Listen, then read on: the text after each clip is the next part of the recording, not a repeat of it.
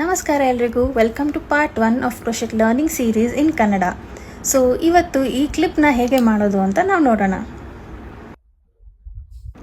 So ನಾನು start ಮಾಡ್ತಾಯಿದ್ದೀನಿ ಎಲ್ಲೋ ಉಲ್ಲನಿಂದ.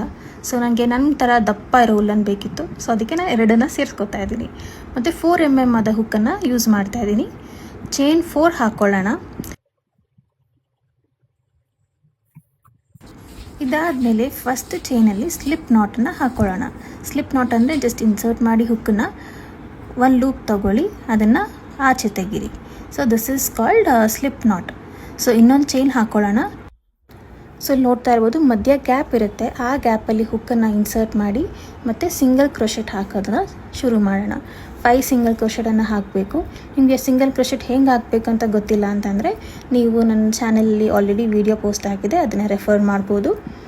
So 5 single crochet ಆದಮೇಲೆ ಫಸ್ಟ್ ಚೈನಲ್ಲಿ ನಾವು ಮತ್ತೆ ಸ್ಲಿಪ್ ನಾಟ್ ಹಾಕ್ಕೊಳ್ಳೋಣ.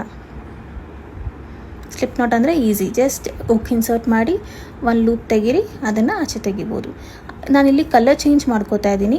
ಸೊ ಎಲ್ಲೋ ಯಾನ್ ಬದಲು ನಾನು ಬ್ಲೂ ಯಾನ್ನ ಯೂಸ್ ಮಾಡ್ತಾ ಇದ್ದೀನಿ. ಸೊ ಮತ್ತು ಇವಾಗ ನಮ್ಮದು centre part of the flower ಆಗಿದೆ. ಇವಾಗ ಪೆಟಲ್ಸ್ ಮಾಡೋಣ. ಸೊ ಪೆಟಲ್ಸ್ ಮಾಡೋದಕ್ಕೆ ಚೈನ್ 2 ಹಾಕ್ಕೊಳ್ಳಿ ಮತ್ತು ಸೇಮ್ ಲೂಪಲ್ಲಿ ಹಾಫ್ ಡಬಲ್ ಕ್ರೋಶೆಟ್ ಹಾಕ್ಕೊಳ್ಳಿ. ಹಾಫ್ ಡಬಲ್ ಕ್ರೋಶೆಟ್ ಅಂತಂದರೆ ಜಸ್ಟ್ ಒಂದು ಲೂಪ್ನ ಆಚೆ ತೆಗಿತೀವಿ. ಓಕೆ, ನೀವು ವಿಡಿಯೋಲ್ಲಿ ನೋಡ್ತಾ ಇರೋ ಹಾಗೆ this is called half double crochet.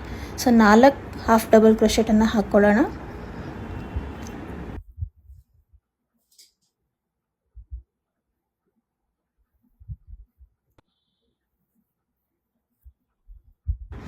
ನಾಲ್ಕನೇದು ಹಾಕೋತಾ ಇದ್ದೀನಿ. ಇವಾಗ ನಿಮ್ಮ ಹುಕ್ಕಲ್ಲಿ 5 ಲೂಪ್ಸ್ ಇರಬೇಕು. ಸೊ ಇನ್ನೊಂದು ಲೂಪ್ ತೊಗೊಂಡು ಅದನ್ನು 5 ಲೂಪ್ಸ್ಗಳನ್ನು ಆಚೆ ತೆಗೀರಿ. ದೆನ್ ಸ್ಟಾರ್ಟ್ ವಿತ್ ಚೈನ್ 2 ಮತ್ತು ನೆಕ್ಸ್ಟ್ ಚೈನಲ್ಲಿ ಅದನ್ನು ಸ್ಲಿಪ್ ನಾಟ್ ಹಾಕ್ಕೊಳ್ಳಿ. ಸೊ ಇದು ನಮ್ಮ 1 ಪೆಟಲ್ ಕಂಪ್ಲೀಟ್ ಆಗಿದೆ. ಸೊ ಇವಾಗ ನೀವು ನೋಡ್ಬೋದು, ಈ ಪೆಟಲನ್ನು ಸ್ವಲ್ಪ ಹಿಂದೆಯಿಂದ ಪುಷ್ ಮಾಡ್ಕೊಳ್ಳಿ. ಸೊ ನಿಮಗೆ ಇದು ಪಾಪ್ಕಾರ್ನ್ ಥರ ಬರುತ್ತೆ.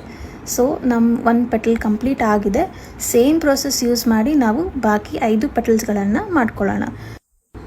ನಮ್ಮ ಲಾಸ್ಟ್ ಪೆಟಲ್ಗೆ ನಾವು ಫಸ್ಟ್ ಪೆಟಲಲ್ಲಿ ಸ್ಲಿಪ್ ನಾಟ್ ಹಾಕೋಬೇಕು. ಸ್ಲಿಪ್ ನಾಟ್ ಹಾಕ್ಕೊಂಡು ಟೈಟಾಗಿ ದಾರನ ಎಳೀರಿ. ದಾರನ ಹಿಂದಕ್ಕೆ ಹಾಕ್ಕೊಂಡು ನಾವು ಕಟ್ ಮಾಡಿಬಿಡೋಣ. ಸೊ ಈ ಥರ ಫಿನಿಶ್ ಆಫ್ ಮಾಡಿ 2 ದಾರನ ಕಟ್ ಮಾಡಿ ಹಿಂದೆ ಹಾಕ್ಕೊಂಡು 2ನ್ನ ನೀಟಾಗಿ ಗಟ್ಟಿಯಾಗಿ ಟೈ ಮಾಡಿ. ಇದೇ ಸೇಮ್ ಪ್ರೊಸೆಸ್ ಯೂಸ್ ಮಾಡಿ ಇನ್ನೊಂದು ಹೂವನ್ನು ರೆಡಿ ಮಾಡ್ಕೊಳ್ಳೋಣ. ಮತ್ತು ಈ ಥರ ಕ್ಲಿಪ್ ತಗೊಳ್ಳಿ, ಗ್ಲೂ ಹಾಕ್ಕೊಂಡು ಅದನ್ನು ಅಂಟಿಸ್ಕೊಬಿಡಿ. 2 ಕಡೆ ನೀಟಾಗಿ ಅಂಟಿಸ್ಕೊಳ್ಳಿ ಮತ್ತು ರೆಡಿ ಆಯಿತು.